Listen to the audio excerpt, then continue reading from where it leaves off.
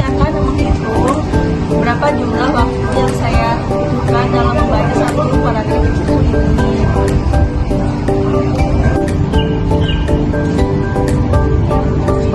Tidak disengaja, perjalanan ke stasiun Gambir menggunakan taksi yang hanya berlangsung selama sekitar setengah jam dan menjadi menarik karena abang drivernya ternyata seorang sarjana dan rajin taklim agama. Menurut pengakuannya, selain masih menimba ilmu agama di sana sini, dia juga mengajarkan ilmunya ke yang lebih junior. Nah, yang bersangkutan nampak banyak menguasai bahasa Arab seperti waze, penunjuk arah yang digunakan taksinya menggunakan bahasa Arab. Perasaan saya baru tahu di sini ada warje yang berbahasa Arab. Terima kasih. Dan ini bacaan saya selama yang tadi saya baca. Sekian, terima kasih.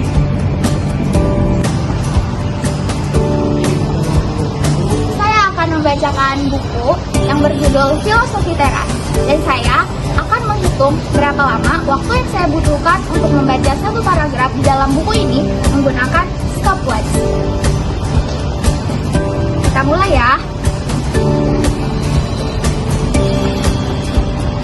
Dengan memahami dikotomi kendali, kita belajar ikhlas dan tidak meresahkan hal-hal yang tidak bisa kendalikan dan memfokuskan energi pada hal-hal yang bisa kita kendalikan. Kita belajar mengendalikan interpretasi atas semua kejadian di dalam hidup kita, sehingga kita tidak menjadi reaktif terus terhadap situasi. Sebagai sekocita tak berdayung di lautan lepas, kita diingatkan untuk hidup selaras dengan alam, dengan cara menggunakan nalar dan kebijaksanaan di semua situasi. Kita berhadapan dengan manusia lain dengan menyadari bahwa manusia tidak ada yang sempurna. Sama sekali, kita sendiri tidak sempurna dan tidak berhak menuntut diperlakukan istimewa. Kematian bukan sesuatu yang menakutkan, tapi justru memotivasi kita untuk memanfaatkan hidup sepenuh-penuhnya. Jadi, waktu yang saya butuhkan untuk membaca satu paragraf di dalam buku ini sebanyak 59 detik.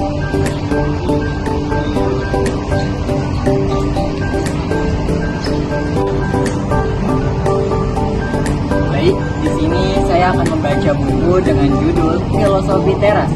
Dan di sini saya akan menghitung berapa jumlah waktu yang saya butuhkan dalam membaca satu paragraf di buku tersebut.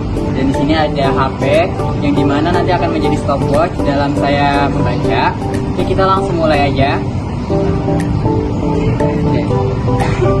Dulu saya sering kagum dan iri pada teman-teman yang dulu punya kepribadian ceria, ekstrovert, dan rasanya hidupnya tidak dalam masalah. Rasanya setiap bertemu mereka senyum, canda, dan tawa selalu mengisi keseharian mereka.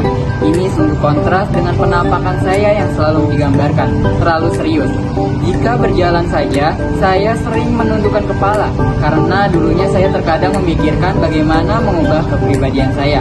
Bagi saya, seorang yang bahagia harus seperti teman-teman saya tadi, selalu tampak tersenyum dan tertawa. Bisa ditebak, usaha mengubah kepribadian ini bisa dibilang gagal total. Cetakan, saya sudah seperti ini. Saya mulai berpikir, bisakah saya bahagia tanpa mengubah kepribadian asli saya? Jadi, hasil dari saya membaca itu dalam waktu 52 menit. 52 detik.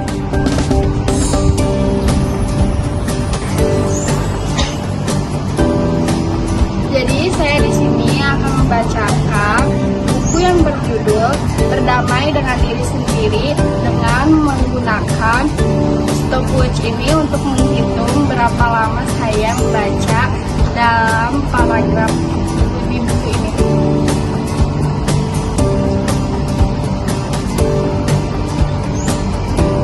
Mulai mengenal diri sendiri.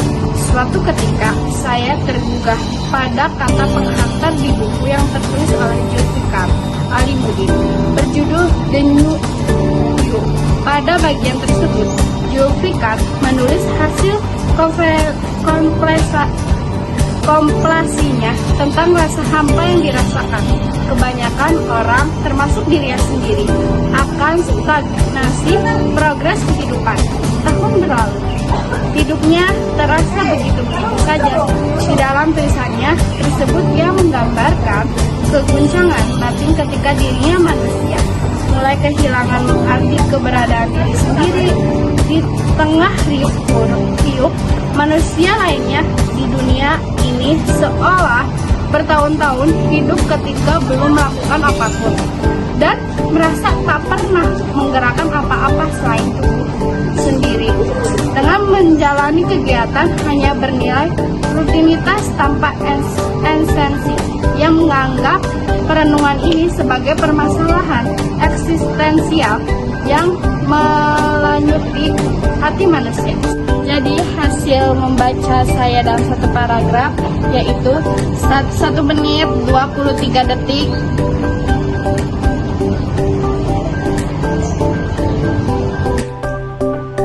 Jadi, ini adalah hasil perhitungan kecepatan efektif membaca dari kelompok kami.